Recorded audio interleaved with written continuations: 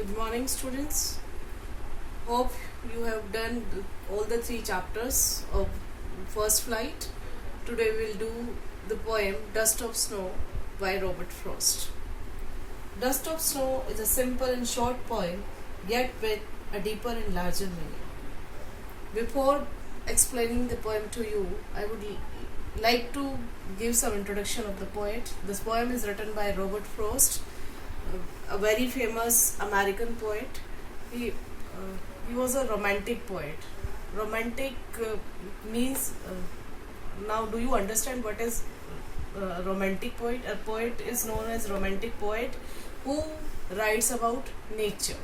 So this poem is also about nature. Actually, about the healing power of nature. The poem explains how an act as petty as experiencing snow on one's body can brighten up one's day up. So let's start the poem. The poem has 2 stanzas only. Each stanza has 4 lines. Let's begin with the first stanza. The way a crow shook down on me the dust of snow from a hemlock tree. So this is the first stanza. The poem is set in a scene where the poet is in a bad mood and is walking by a tree. The way a crow shook down on me the dust of snow from a hemlock tree means the poet is walking by a tree, a hemlock tree. Hemlock tree, what is a hemlock tree? Hemlock tree is a poisonous plant, and as the poet passes by, a crow happens to throw some dust on him. Whether it falls on his head or shoulders is unknown, as there is no specific mention of this in the poem. Also, there is doubt about the bird's specific action, whether the crow was landing, shivering with cold, readjusting itself on the branch, or taking off. It happened to send some particles of snow upon the poet. Hope it's clear to you. Now move over to the second stanza. Has given my heart a change of mood and saved some part of a day I had rued.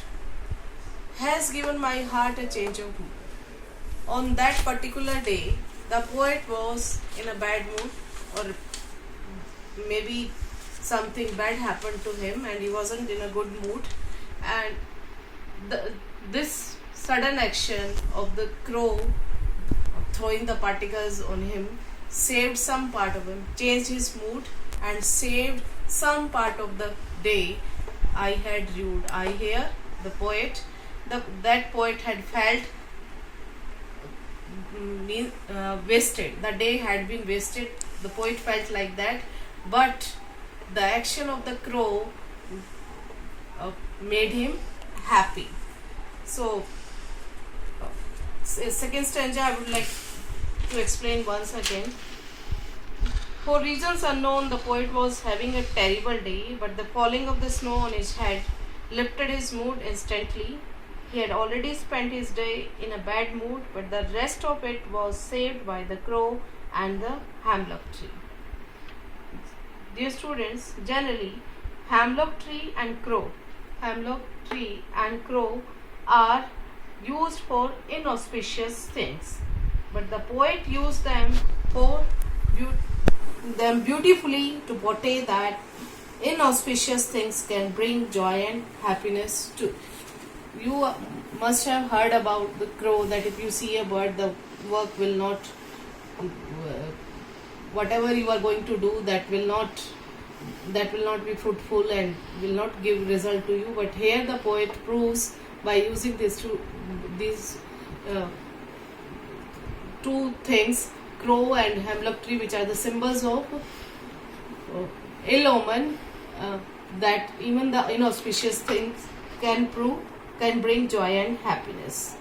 So let's see what is the central idea of the poem. The theme of the poem is the poet conveys that worst time often comes in the life of mankind, but a little good thing can change the entire course of action. And what about the rhyme scheme? All of you know how the rhyme scheme is done. So the rhyme scheme is A, crow, A, B, C, D, C, D. So again I would like to repeat that the poem throws light upon the unimaginable healing power of nature and tiny things. So with this we come to the end. I hope all of you must have understood. Thank you. Now we will meet soon.